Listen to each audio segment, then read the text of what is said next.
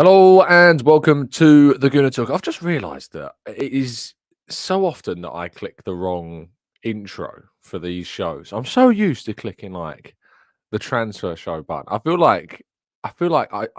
because they are different. You know, we put effort into changing the intro videos. You'll notice like slight tweaks and differences between the different introduction videos. And I feel like I'm shortchanging you. So I'm going to play it. I'm going to play it one more time. But you'll see this time the difference between the transfer show intro, which is the wrong one that I just played, and the raw reaction one. Those on audio won't have a clue what the difference is because the audio is the same. But just look out for the slight tweaks that we have for the different videos.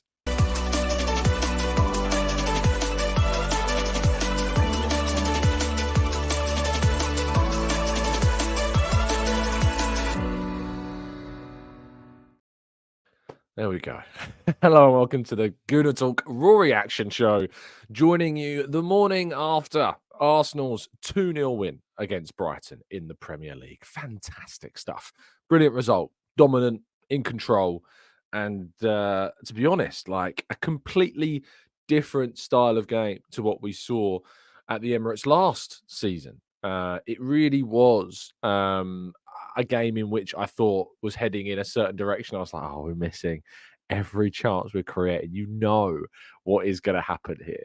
And thankfully, in the second half, we managed to find the goals that we desperately need to find because it was 0-0 in the game, believe it or not, last season when Arsenal lost 3-0.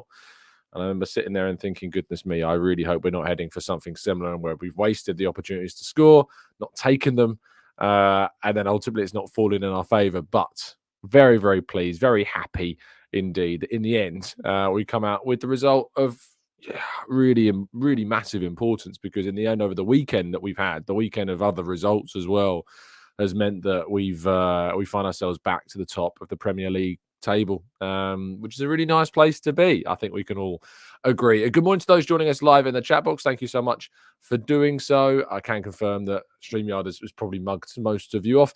Maggie, good morning to you, to Martin, to Damien, to Paul, to Pika Who. Good morning to Harrison and Old Dave and AB and Brad, Mr. Reese, Sweating Merlot, Stevie, Maximius, Temi, MRM, Jacob, Jorgen, Junior, Roy, Mark, James, Steve. We got Stephen, Barry, Black Shine.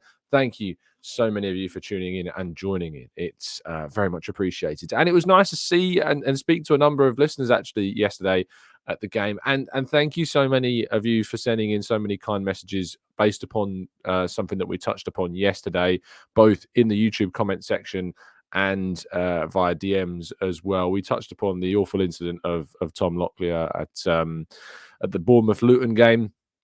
And we were asked a question about why a game should stop in that scenario. And we talked a little bit about that. And a lot of you took time out of your days to send very kind messages to how we as a group dealt with that, as a channel that we dealt with that. So thank you for those of you that sent in those kind messages. It's good to get that validation that we did indeed approach that in the right way. So I'm glad that you thought so. But thank you for doing that. And thank you for helping us reach 53,000 subscribers as well. Do drop a like on the video if you haven't done so already. Leave a 5-star review. Thank you to those that have left some supportive words on the iTunes as well, and a 5-star review, and on Spotify leaving those 5-star ratings too. Thank you to those that do that. It means a lot. But I've waffled along for too long, 4 minutes worth nearly. I'm going to get those commenters complaining that don't know how to find those timestamps in the comment section.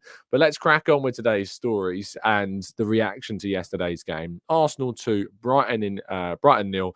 Totally in control. I just wanted to see more. I just wanted more. I just wanted more goals. I just wanted a greater level of clinical finishing. I just wanted a greater level of, I suppose I wanted a lower level of goalkeeper to face, because Bart Verbruggen had a fantastic game in goal for Brighton. And there was a period in which I thought, well, he's getting man of the match because he's going to keep a clean sheet. And, you know, Arsenal are going to have an absolute frustrating evening of being unable to take their chances. But in the end, Gabriel Jesus, Kai Havertz with the goals. We'll talk about them individually very shortly. But overall, the performance was completely dominant, a great response from the last two games. I wrote in my piece that went out this morning about the difference between us and Manchester City. Man City at the moment are in something of a bit of a form rut, if you like. They cannot quite seem to not stop dropping points. They cannot seem to stop dropping points. There's the right sentence, double negatives, messing me up. And it's difficult to get out of those ruts. And I remember a couple of seasons ago when we failed to reach the top four in that season that Amazon obviously covered us as well. We would seem to go on these small runs of games, like three games, 4 games in a row, where we would lose or drop points because we were really struggling to respond to when we did drop points. And obviously losing against Villa was painful. And obviously we would be sitting significantly comfortably at the top of the table if we were to have won that game now. But we find ourselves in a position where we are only just ahead in terms of the table.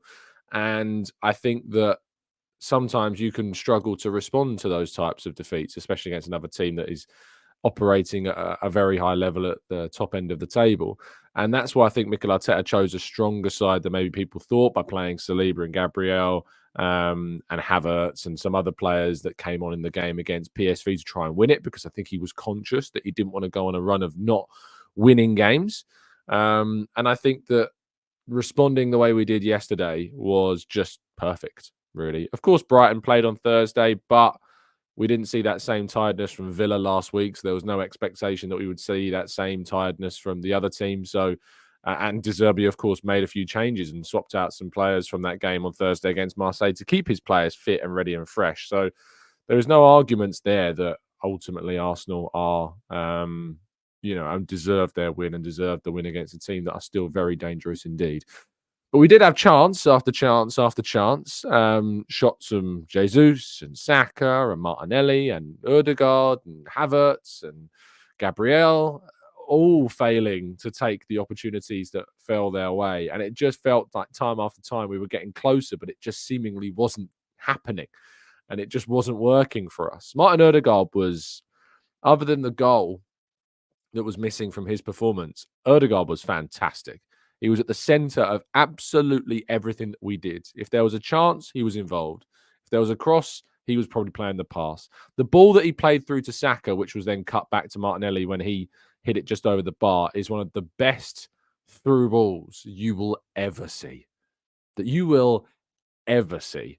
It is an amazing piece of footballing architecture, if you like. The pass was just unbelievably so suave in its movement, and he kept on trying to find the space, the little touches forwards. Obviously, that chance in that second half that Verbruggen had to reach high to get his hand to, and there was another one which obviously led to the corner, which eventually led to Jesus scoring, I think, where the ball was played across, and he should just hit it first time. But he tries to take an extra touch, as he always does. There was another chance in the first half where he overplays it and tries to pass it through the middle, and you're like, just shoot. Just shoot. But it was fantastic. It was a great performance in the end, and ultimately we were only missing the final kind of cherry on the cake of Martin Odegaard's performance.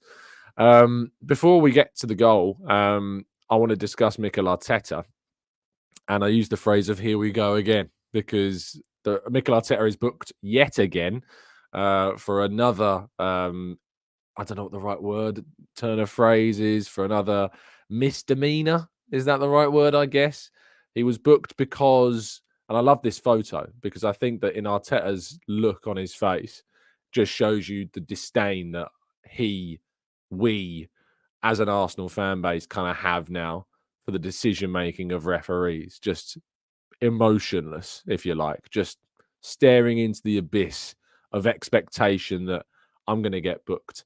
Now, I am going to say something that you may not like, and that is that Arteta probably deserved his booking. You can't do what he was doing. He can't be jazz handing like all the way down the touchline. He was frustrated, and I think to a certain degree there was a level of mockery in some levels. That's my opinion. But I loved his post-match interview. I loved his post-match interview in which I think he was speaking to beIN Sports, and he was asked the question of what he was doing, and he claims he was waving to Gabriel Martinelli. Now, should we take his word? Should we take his word for that? I think we probably have to. In a court of law, they might have to take his word for it. That's his explanation. He was waving to Martinelli. Now, whilst I don't think you can do what he did on the touchline, and I think that the yellow card was, in the end, the right decision, even though it's a frustrating one. You know why he was annoyed, and I have complete sympathy and empathy for why he's annoyed. I think post-match, someone said that 4 out of 6 managers were booked in the 2 p.m. kickoffs yesterday. 4 out of 6 of the managers were booked, and Gary O'Neill was one of them as well.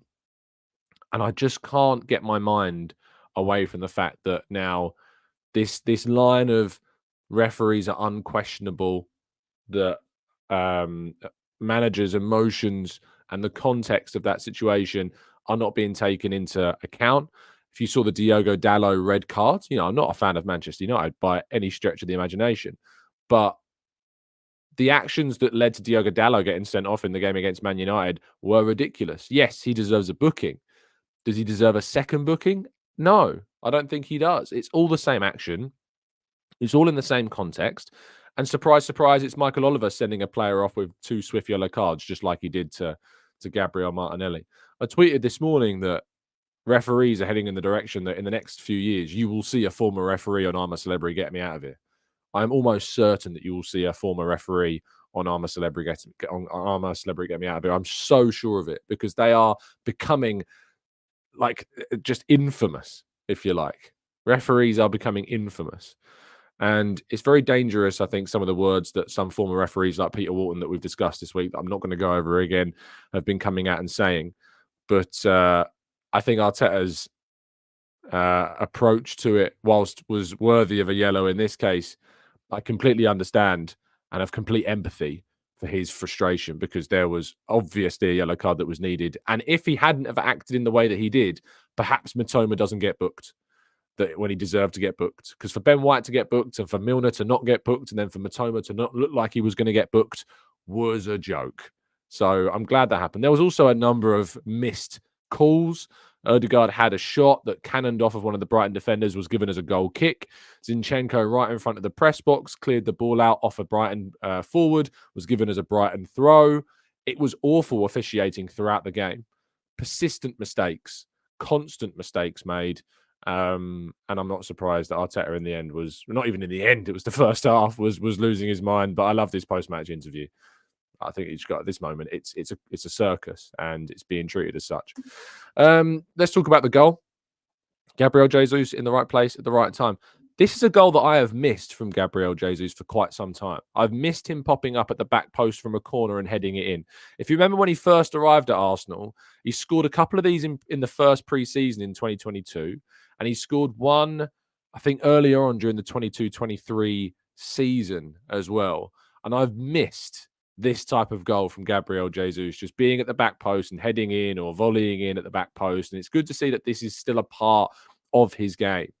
And I think that this is going to be Arsenal scoring again from another set piece opportunity as well. We are so dangerous when we get corners or free kicks that there's a really good chance that Arsenal have got of scoring, because the work Nicolas Jover has done, especially attacking free kicks and corners and things like this. Yes, we need to be better in defending set pieces, but Jesus in this position just seems to never get picked up. Like, he does this time and time and time again. It was Leicester. Yes, Fundelima, thank you for remembering. I thought it was Leicester, but I didn't want to say it just in case I was wrong.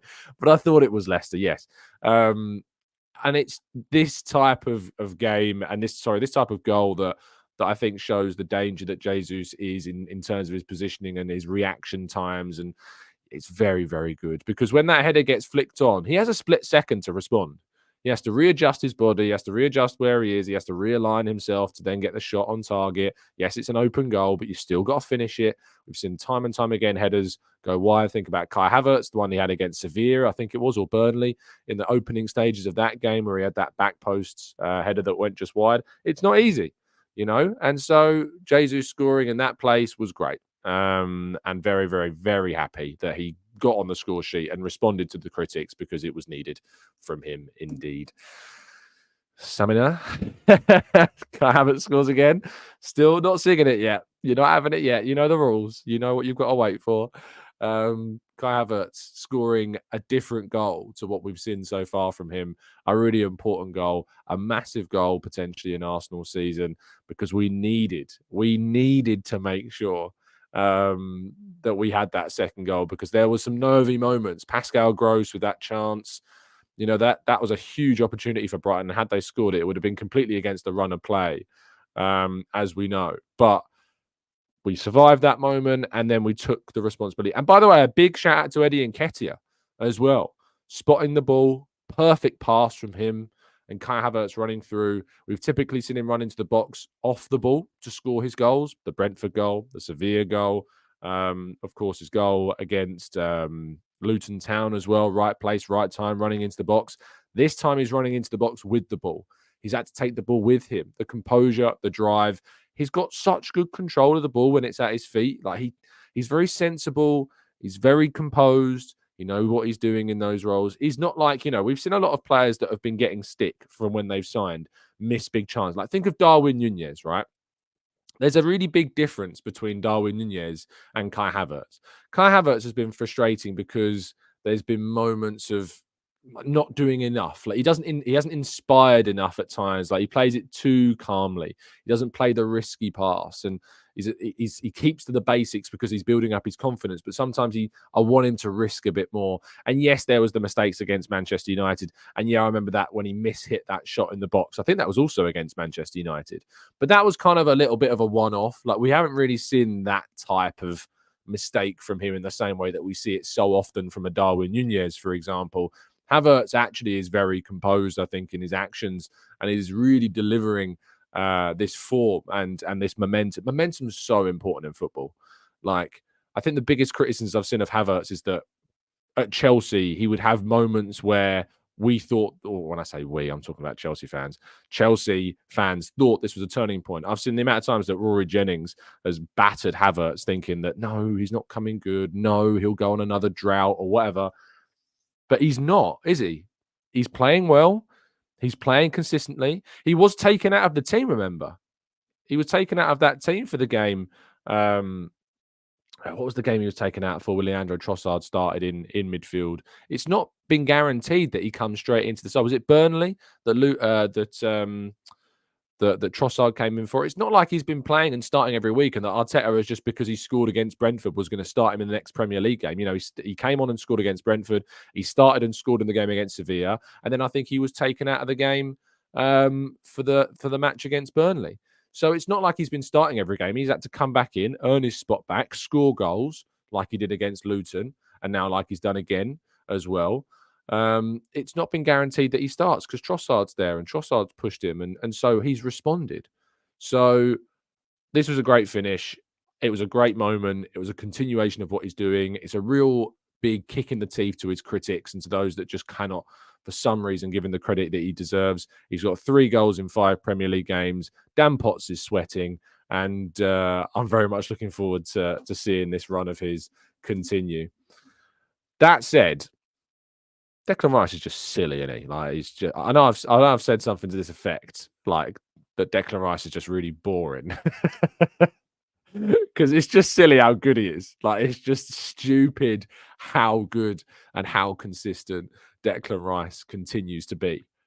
And I can't get my head around how many other superlatives, how many other adjectives I'm going to have to use and invent and go through my thesaurus to try and use to describe what Declan Rice is. I've received in the last month a lot of messages from people that have turned around to me and said, Tom, I was wrong. I really didn't think that Declan Rice would be as good as he is. I really didn't think that £105 million was going to be worth it. I can't believe that we didn't push harder to sign Moises Caicedo. And fair play. I have so much respect for people that hold their hands up like we do when we're wrong about things. We hold our hands up and say, you know what, I got this one wrong. For instance, if Ivan Toney was to sign for Arsenal and absolutely battered it, I couldn't wait to throw my hands up in apologies if that happens. But it's so key to do that whenever something is wrong. But Declan Rice is just like, there's not even a debate. I've never seen someone just quell the debate about his price tag so quickly. I've never seen someone just completely eradicate the process of talking about what Arsenal paid for him. typically you only talk about how much players cost when there's concerns. Like we were talking about Havertz's price tag for quite a lot at the start of the season. We've suddenly stopped talking about how much Kai Havertz cost. Some people don't even remember how much Havertz cost. But we've never talked about the price tag for Declan Rice. Not once. Not until, like, obviously when he signed, we talked about it. But as soon as the season started, we've not paid. We've not paid any attention to how much Declan Rice cost.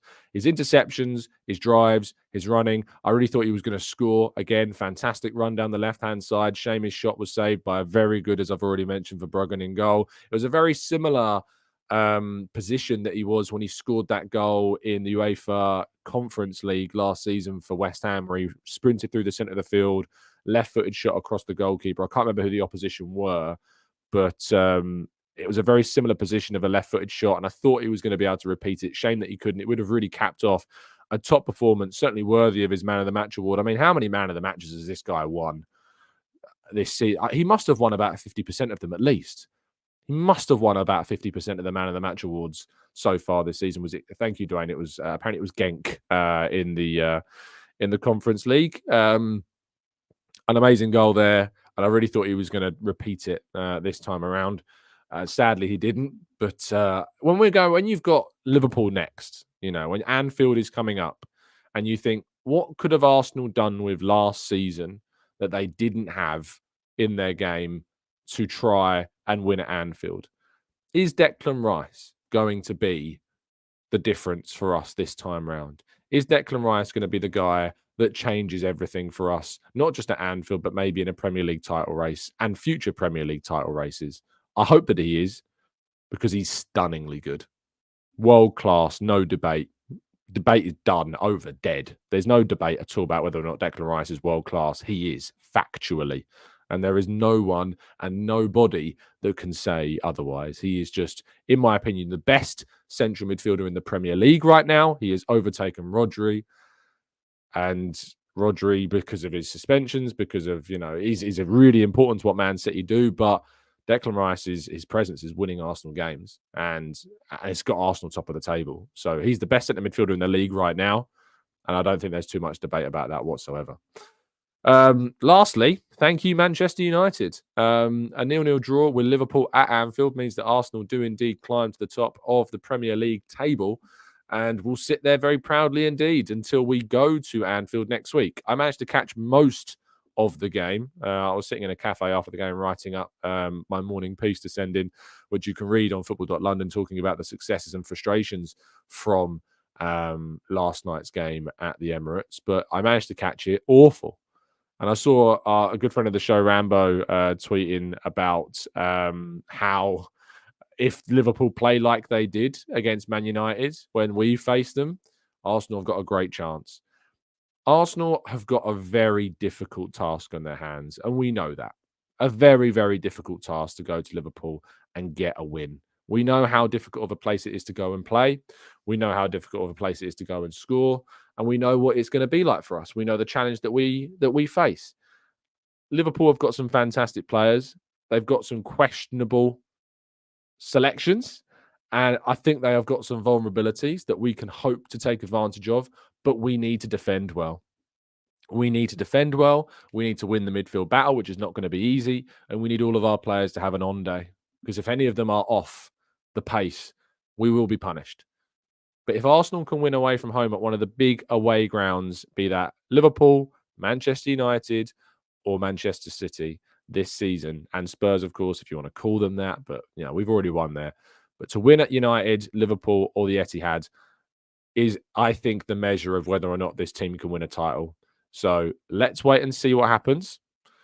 I'm very excited for the game. I think you have a reason to be excited for the game. Liverpool, of course, will have a game this midweek as well. It's worth pointing out. Liverpool are playing in the Carabao Cup. They are playing at home against West Ham on Wednesday. They will be recovering on Thursday. They'll have a training session on Friday, and then they'll play us on Saturday. So they have a midweek game. So hopefully that works in our favour. And I'm hoping that it's going to be a brilliant occasion for the Gunners. Right, let's go to part 2 and your thoughts, theories, queries, and questions right after this.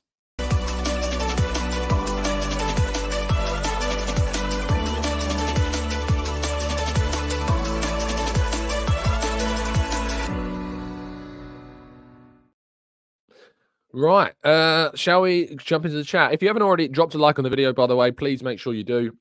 We've been hitting some really, really good numbers in terms of likes on recent videos. Again, demonstrating the power of this community. Thank you to everyone that continues to drop into our shows every single morning. We do this every single morning at 8 a.m. If you were not aware, and we've built up one of, in my opinion, it's just not even not one of, just the best communities that is out there across the Arsenal space. And if you'd like to see some people in the Arsenal space that you've made friends with in a chat box and put some faces to names, and you can come to our live event, which is taking place on February 22nd at the Old Queen's Head on the Essex Road in North London, with me and a panel of surprise guests, of which we'll be revealing the identity of very soon indeed. So if you would like to, there are some tickets left to get hold of, but I wouldn't wait because they are we're down to less than, I think, 2/3 of the tickets left, which is great. So thank you to those that have already signed off on theirs. And I look forward to seeing so many of you at the Old Queen's Head in February.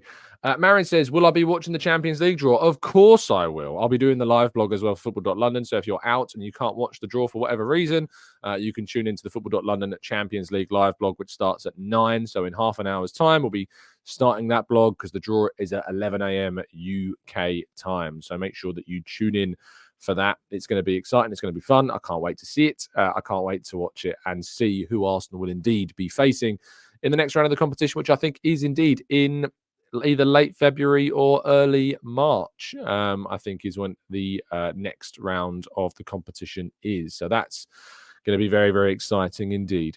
Zaid says, and I hope I pronounced your name correctly, so apologies if I haven't. Hey, Tom, first time question. With the rise in the number of athletes suffering cardiac arrests during games, any insight into what is happening?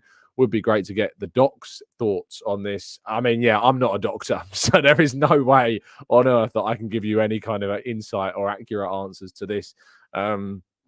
I'm not even going to try and speculate because I dread to think the theories that people try and come up with are. So, yeah, I'm not going to give you any of my views on that, Zaid, I'm afraid. I'm not a doctor, so I can't give you any kind of information on that. Michael says, morning, Tom. Finally managed to get onto the live shows. Great win yesterday. We finally have the winner's mentality that it takes to win the league. Question for you. What do you think of Kivior's performance yesterday? Came off the bench, didn't he? And was just what we needed at the back, just composed. I know he made a misplaced pass to Nketiah, but he just needs to come off the bench and do well. I think what he's doing is he's gradually, over time, really assimilating well into the Arsenal team. He's a great option to have coming off of the bench. And so I think that that's really, really important to have an option that can come off the bench. And so, therefore, we ultimately need to have depth like Kivior. So, yeah, I think that's the way forwards. Maximius, I know that he meant Dr. Raj Probra. Again, he's a doctor of physiotherapy, so I'm not sure he's even going to be able to give you an answer either. You need to find someone who's a specialism in that field. Lee says, January is upon us, Tom. Who do you think we want to see coming in, if any, and who goes out the door? I think it's obviously a lot easier to probably assume who leaves than who it is comes in. I have said a number of times before that while Arsenal will be open to doing business in January, their capacity to be able to do deals in January will be based upon A, player sales, if any happen, and B, how clever they are with any potential moves, be them loans, be them structured deals. It's going to be very interesting to see what they can do in January and how they can do it, because it's going to take. But outgoings, Cedric, of course, is being linked to Villarreal, so we have to keep our eyes on that one. I think, I wouldn't be surprised if some teams that are fighting relegation come in for Nketiah or come in for Nelson. You might see some teams try and sign those guys because they've had, solid contributions when they've come onto the field. And I think that you think about Nelson's goal against Brentford in the League Cup. You think about Nketiah starting and scoring goals and obviously assisting one yesterday coming off the bench. Really important. So, yeah, I wouldn't be surprised to see those two starting to get linked with maybe moves away from the club. And I think Arsenal will need to do that. Smith Rowe, you might see linked with teams. Aston Villa was said to be keen. Chelsea said to be keen. Ramsdale, of course, is a big talking point as well. Will he move on? There's been some whispers around maybe goalkeepers in recent days, but I'm not sure of how real those links are. Again, we'll have to wait and see. I haven't got anything to tell you on that, just that I've seen some rumours about goalkeepers. But yeah, let's see what happens in January. But you can be assured that we'll bring you all the updates as and when we get them. and discuss them every single morning at 8 a.m. across that January window. Gary says, will money accrued from the Champions League and getting into the knockouts give us an unaccounted kitty in January? Well, of course, Arsenal have earned money by being in the Champions League group stage. You get around £2.4-ish million for each win. So Arsenal managed to win 4 and draw 1. So they amassed, I think it was something in the region of like 13 to 15 million pounds, I think, from their group stage exploits. And obviously progressing to the knockout stages gets you another, I think, an amount of money for progressing. We won the group. I think that gets you another bonus on top of that as well. Will that be used? I'm sure it will be taken into account, but you've got to remember that obviously accounting years, now financial years run, it changes things. So that's pointing out as well. So Arsenal will be affected in a positive way by obviously their Champions League participation and the bonuses that they'll get from topping their group. But yeah, let's wait and see how Arsenal use that money in the window. But I'm not sure. I think it's more to do with player sales and them being a bit clever with the deals they do is the main part of Arsenal's potential January business. I think Arteta is keen, though, on if Arteta thinks that we got a chance to win the league, I don't think he's going to, hang back or be cautious. If Arsenal can do something in the window, they will try and do it. I'm certain of that. Jason says, if you were in charge of the PGMOL, what would you do to improve the quality of refereeing and VAR decisions in the Premier League? It's a good question. I think I can touch upon things I've touched on before. I think the VAR should be a third-party organisation. I think those that are running the VAR should be separated from the officials so that there is no connection between those referees on the field in the sense of camaraderie that we've seen spoken about by Mike Dean in the past. I think that there should be a greater level of accountability for referees in terms of their decision making. And so I would like to implement a league table in terms of refereeing performances, that they are given by an independent panel a score of their performance that is, done over the course of 24, 48 hours following the game. They're scored on their performance, on how accurate they were, on the decisions that they made, and that league table is then reflected every, let's say, 3 months, and there is promotions and relegations every 3 months to keep things at the highest level as consistent as feasibly possible, and obviously to open up a greater pool of diversity, which we are seeing happen, as we've seen with Sam Allison and Rebecca Welch's induction into the Premier League pool of referees for December. So that's what I would do, Jason, to help fix the situation. I'd also argue that we could have post-match interviews with referees as well. Olu says, hey, Tom, Szoboszlai had a great start, but has dropped off significantly. Now Havertz is on form. Should fans be more patient when comparing new signings? I think that Szoboszlai had a poor game yesterday, but I think that Szoboszlai has still been one of the most important players for Liverpool this season. And I think that it is his influence on that Liverpool midfield, along with obviously the form of Trent Alexander-Arnold, that has seen that Liverpool team take it again back to a level where they're competing at the top of the table again. So don't sleep on Szoboszlai.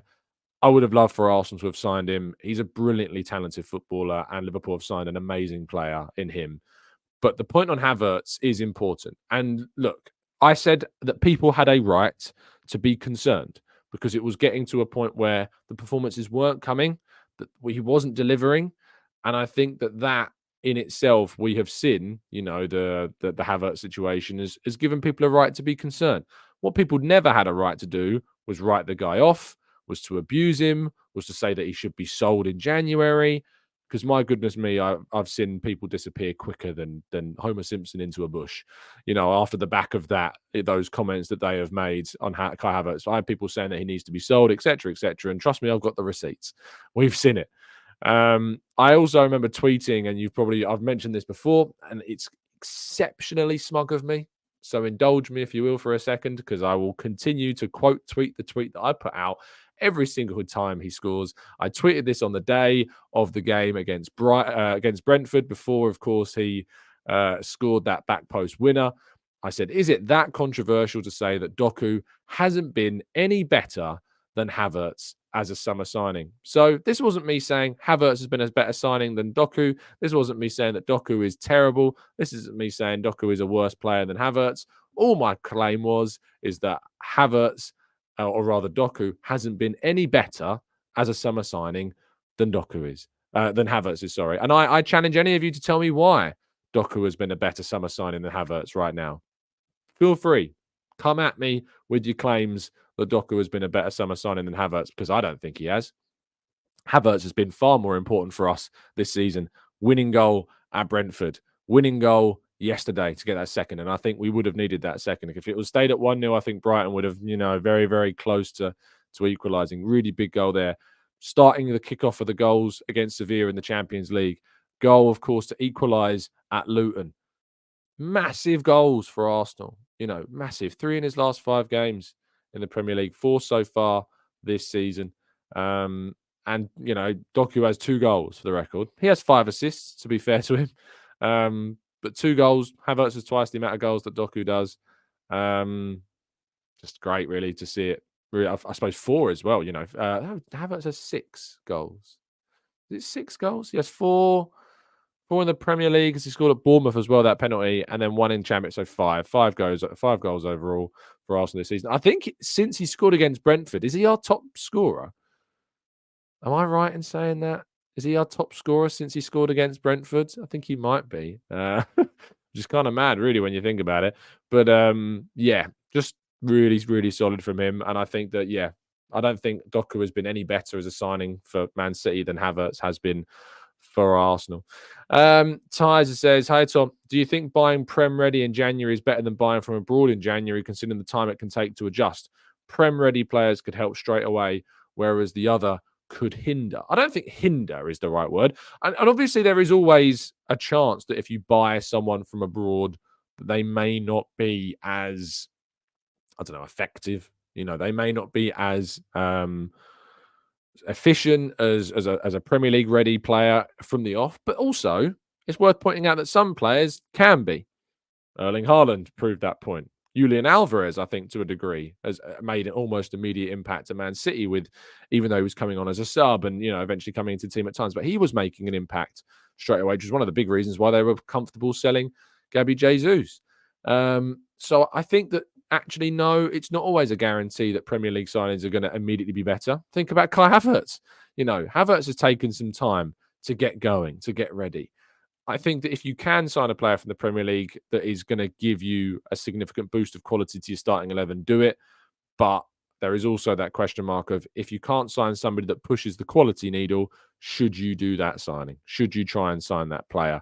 If not, can you sign somebody that might push the quality needle in the future, that can still have something of an impact now? That's also something that I think is worth considering, which I like the idea of signing a younger player with a really high ceiling. That is also something I'm keen on. And I think Arsenal could potentially still do as well. Proper says, any Ben White concerns? If you watched the Brighton game last season and you compared that game to this game this season, there's a significant improvement in how Ben White handled Mitoma. A significant improvement. So that is really, really important as well to consider when looking at Ben White and any concerns you might have. Has he been as good as he has always been for us? No, I think he's had a little bit of a dip, and I think his return from injury has been a factor in that as well.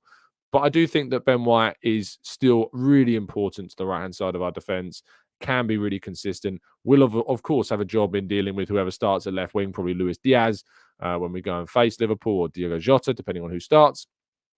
But I'm very confident he and Saliba will be very good when dealing with whatever challenge they face comes at Anfield. But yeah, if you compare the performances against Mitoma last season compared to this season, I think we saw a significant improvement from Ben White from one season to the next. So that's also worth pointing out.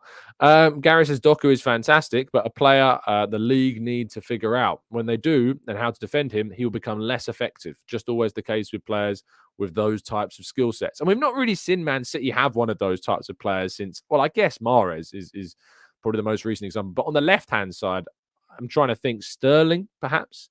Since Sterling left Man City, they've lacked that left winger with the dynamic trickery. But even then, I think Doku is more tricky than Sterling is. I think he's got a greater kind of level of skill and techers, if you like. He's a very easy on the eye type winger, but is he show and no go? That's my question mark. I used to say that about someone else. Who was it I used to say? Alan Saint-Maximin. A lot of Arsenal fans always wanted to see Alan Saint-Maximin arrive at the club. And I was always like, not for me. Alan Saint-Maximin for me was always a bit all show, no go. And now I think he's moved to Saudi Arabia, isn't he, playing in the Saudi league?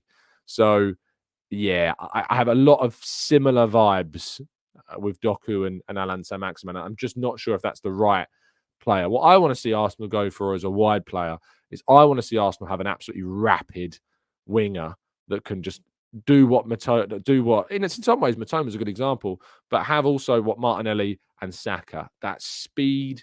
And that's why I like Neto. If you can get a fully fit Neto, which I know is a question mark, but Neto I think would be an excellent addition to this Arsenal team and a really good option.